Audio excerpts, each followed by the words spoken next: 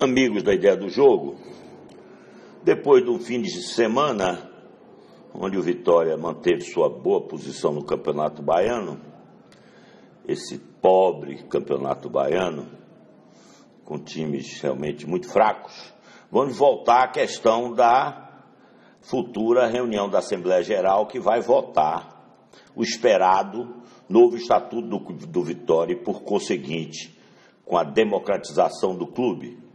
Já tratamos de alguns artigos num primeiro debate, e os senhores têm aí gravado, e agora nós vamos tratar do Conselho Deliberativo. E vamos tratar do artigo 36 da proposta do Conselho Deliberativo e da sua comissão, que diz que ficará sujeito à perda do cargo o conselheiro vitalício ou eleito, quer dizer, não sendo vitalício, que faltar injustificadamente a 3 reuniões consecutivas ou 6 intercaladas. No inciso 1º, perder a condição de associado. E no inciso 2º, faltar justificadamente a 3 reuniões consecutivas ou 6 intercaladas. É claro que nos 3 incisos, o conselheiro vitalício tem que sair dessa posição. Porque nesses incisos verifica-se uma incongruência, admitindo-se a possibilidade de um conselheiro vitalício, que é vitalício para sempre, enquanto ele tiver vida, perder o cargo de vitalício, entre aspas, é assim que a gente coloca na nossa justificativa, com a perda de condição do associado, ou com a ausência das reuniões, sobretudo como o próprio significado já demonstra, o cargo será vitalício. Desse modo, a perda dessa condição deverá ser o cometimento de alguma conduta muito grave, ou nenhuma conduta. O cara é conselheiro vitalício, tem posições históricas no clube. Como é que ele vai perder a posição de vitalício se ele faltar 3 reuniões consecutivas? Quer dizer, aí estão acabando com a história do clube, né? Estão tratando personagens históricos, certo? De uma forma comum, como se ele fosse um conselheiro comum. Não, ele não é um conselheiro comum. Ele, além de ser conselheiro, ele participou ativamente da vida do clube num determinado período. Portanto, esses 2 incisos precisam ser alterados e assim vamos defender, tanto na reunião do Conselho como na futura reunião da Assembleia Geral. O inciso 5 fala o seguinte: acionar ou demandar de maneira temerária contra o próprio Vitória, suas controladas ou coligadas.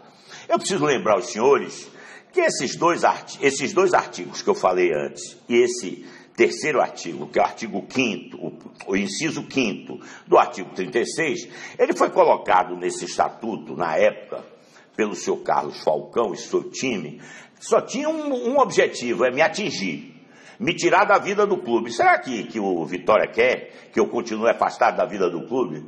Tá certo? Para que o clube hoje seja dirigido por Ivan de Almeida, que tem 1 semana que não vai no clube, que o Diego de Marinho demorou de chegar no clube porque ele não assinava os documentos? Será que os senhores têm, se os senhores não têm essa informação, eu estou dando uma informação de algibeira, não é importante, né? Como é que o cara, quer dizer, ele está no clube, sentou naquela cadeira e não permite que o clube avance, porque se ele estivesse trabalhando pelo clube, mesmo que ele fosse incompetente, certo?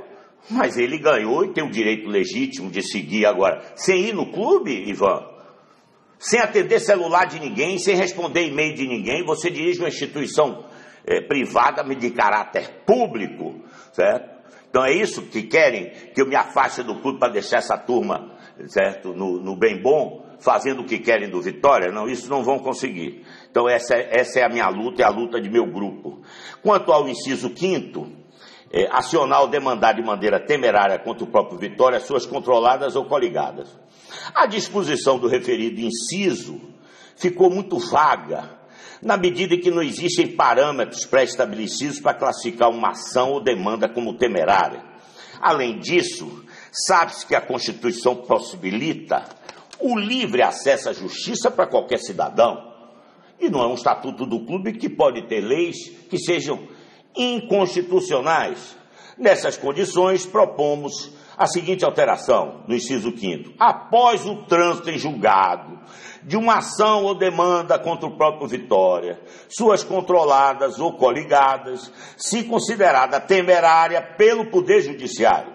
Certo? E no parágrafo 1º, a proposta para perda de mandato, nós estamos sugerindo uma alteração, que essa proposta de perda de mandato ocorrerá por representação de qualquer membro do Conselho Deliberativo. Não. É muito simplista, né? Uma pessoa só propor a perda de mandato de um colega seu de conselho, os senhores não acham?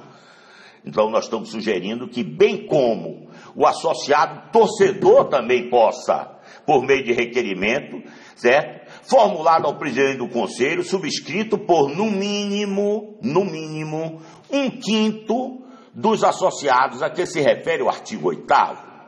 E a justificativa é muito óbvia. A sugestão aqui evidenciada é para o fato de que seja permitido ao associado torcedor a proposição para a perda de mandato do cargo de conselheiro vitalício eleito, na medida em que é possível a associado solicitar convocação extraordinária de Assembleia Geral nos termos do artigo 8º e proporciona também a possibilidade de estar vigilante não só à administração do Vitória, como também aos seus conselheiros eleitos e vitalícios. Essa é a sugestão que temos para, vamos dizer assim, a segunda sugestão de redação, agora tratando do Conselho Deliberativo. Amanhã nós vamos tratar do Conselho Diretor. Um abraço a todos.